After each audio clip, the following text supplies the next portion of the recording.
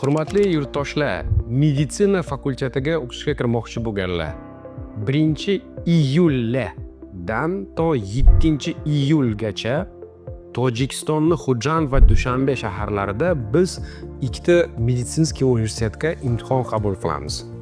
Moskva bilan Piter orasida ikkita shahar bor. Bittasi Tver, bittasi Velikiy Novgorod. Mana shu ikkita kichkinagina shaharchani meditsinskiy universitetlarining ta'lim sifati zo'r, haqiqatan ham.